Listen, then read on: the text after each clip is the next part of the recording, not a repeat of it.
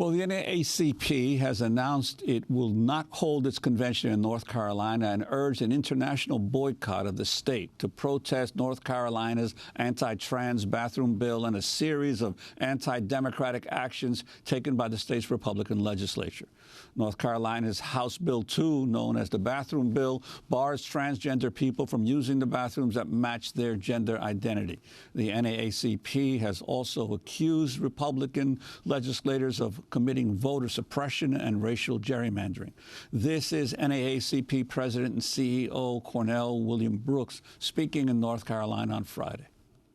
The NAACP does not take this matter cavalierly. We understand as a consequence of constitutional history that we attempted a boycott in a place called Port Gibson, Mississippi. Right. We were threatened with bankruptcy. We were threatened with bringing our beloved association to its knees. And so for us to consider, to contemplate a boycott in the midst of this era of voter suppression is a serious matter indeed. These folk understand what they're calling for. They're calling for a boycott that will hurt. A boycott that will be painful, a boycott that will literally bring the state to its knees unless it stands up for civil rights. That's right. We go now to Raleigh, North Carolina, where we're joined by the Reverend Dr. William Barber, president of the North Carolina NAACP, the author of Third Reconstruction, Moral Mondays, Fusion Politics, and the Rise of a New Justice Movement. Dr. Barber, welcome back to Democracy Now! You were standing right next to the NAACP national president as he was speaking. Explain why you're calling for a boycott of your state. Well, thank you so much, Amy, for having us again on Democracy North Carolina. You know, a few weeks ago, we had nearly 100,000 people in the street, and we announced that the state conference of the NAACP, the president, voted unanimously to approach our national requesting permission for a boycott. I'm also a member of the national board. And what we have said, and we had a unanimous resolution that was passed at the state level and unanimously passed at the national board, first saying that we would remove consideration of our national convention coming to North Carolina, as has the NCAA and the ACC, the NBA. And we would call on our other human rights friends, civil rights friends, and conventions to do the same thing. But, Amy, we expanded the narrative, and we said that beyond that, we would form a special task force to explore a full boycott and escalation over the next few months on these lines. Number one, we call on the legislature to repeal undue racially gerrymandered districts and create fair elections that not only have we accused them of, but the courts have ruled that our legislature has passed racialized district. Number two, we want a repeal of the entire HB2 law, because it's not a bathroom law. That bill is an anti-LGBTQ law against transgender people, but it's also an anti-workers bill because it does not allow municipalities to raise a living wage or to have minority set-asides. And it is also an anti-access to state courts for employment discrimination cases.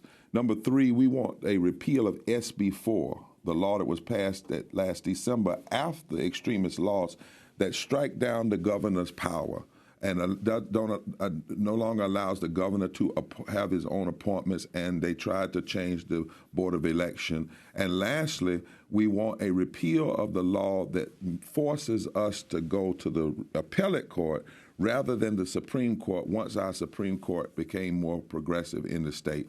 We want to expand the narrative. We want to expand the narrative. And we want to say to many of our friends who joined the LGBT community, the transgender community, as we did, that we need to expand the narrative, because if we didn't have voter suppression and if we did not have voter gerrymandering, racialized, unconstitutional voter gerrymandering, many of the people who are elected that passed HB2 would not be in office in the first place. Well, Reverend Barber, your Republican Governor Pat McCrory has dismissed these protests and the calls for a boycott as basically an action of a left fringe element in your state. Can you respond to that? Well, that's the only thing they say. You know, I don't use the left-right language. That's the common thing. They lie. You know, Donald Trump wasn't the first one to start lying. McCrory used to call moral Mondays Money Monday. He says we're left, but 11% of the people that got arrested over 3 years with moral Mondays were Republicans. He has said that it's a left fringe, but the courts are not a left fringe, and that North Carolina has been found guilty twice on voter suppression. Last August, we won a case that said their so-called voter integrity law was a voter suppression law when they cut early voting, cut same-day registration, denied 17-year-olds the right to pre-register, and tried to pass not just photo ID that the Help America Vote Act allows, but they actually wanted to pass the worst form of photo ID, which said that in this state, even if you had a college ID or a federal ID, it still would not be considered valid. So we know what McCrory and others do. They use that language because they cannot debate us. They have been found guilty time and time again. 14 times this state legislature has passed laws that have been overturned as being unconstitutional. They know that the HB2 law was a scapegoat. They tried to use the transgender community to hide inside of that bill these bills that do not allow a municipality to raise living wages. Right now, a city in North Carolina cannot choose on its own to raise their living wages. They cannot have minority set-asides for African Americans, women and other minorities without going through the legislature. So we know the truth, and while they dismiss us, I think Mr. McCrory has a long-term vacation now. I don't think he's in it longer the governor. And I think that North Carolina was the only state where the coattails of Trump did not trickle down because we had a movement here. We won the governorship. We won the auditor, the Secretary of State, and an African-American in North Carolina won the Supreme Court, won by 350,000 votes, making North Carolina Supreme Court a progressive court for the first time in literally years. I wanted to ask you about the deal that the state legislature reneged on. I wanted to go to a clip of the new governor, the Democratic governor, Roy Cooper, who said Republicans reneged on a promise to repeal HB2 last December. Lawmakers failed to overturn the anti-LGBT law, which denies transgender people, of course, the use of the bathroom, changing room, or locker room that matches their gender identity. During a rally in December, protesters chanted, "Shame, shame," as the lawmakers adjourned from a special one-day session. They had made a deal with the Charlotte City Council, who repealed their LGBT protection legislation in exchange for the legislature repealing HB2. And yet they adjourned without repealing at the state level. This is Democratic State Representative Equality North Carolina Director Chris Scrow. It is 275 days after this body passed the worst anti-LGBT bill in the entire nation. Every single day, transgender North Carolinians have suffered and been at risk for discrimination and violence, and every single day, our economy has lost millions upon millions of dollars. PayPal is not coming here. Bruce Springsteen's not coming here. Shame! Shame! Shame! Shame! We are going to continue to be sat out as a state because of the image that we are portraying to the rest of the nation and the rest of the world. So, Reverend Barber, if you can talk about this. I mean, there's enormous economic pressure, and NAACP is bringing that, with the sports teams, with the corporations, over $600 million, it's believed, lost. But this reneging, the deal that was made, that if Charlotte took back, repealed their own pro-LGBT legislation, that the state legislature would repeal HB2, and they reneged. Well, this has been the characteristic of this legislature and the former governor. You know, the people in office in our state legislature are unconstitutionally constituted. As I've said, many of them would not be in office except for this racialized gerrymandering. Now, let me back up just a second. We didn't agree with the deal anyway. We didn't think that Charlotte should have to vote the bill down for them to then repeal something that was bad in the first place.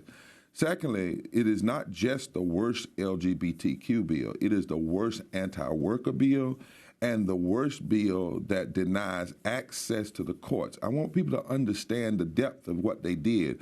In North Carolina now, if you have employment discrimination as a heterosexual, as a disabled person, as a veteran, you cannot go to state court because of this law.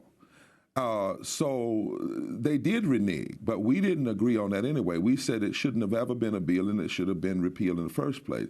We also are saying to our sports and other people who are right to boycott and not come to the state because of the attack on transgender, we are going to have to, many of these states, start having economic pressure when they do voter suppression and gerrymander, because that's how the people get in office that are in fact passing these laws. Now, that session that they called, Amy, was supposed to be a session to get money to hurricane victims.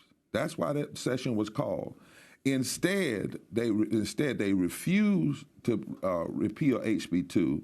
They then passed Senate Bill 4, taking powers from the governor, denying access to the courts, trying to change our state board of elections so that Republicans could still hold power.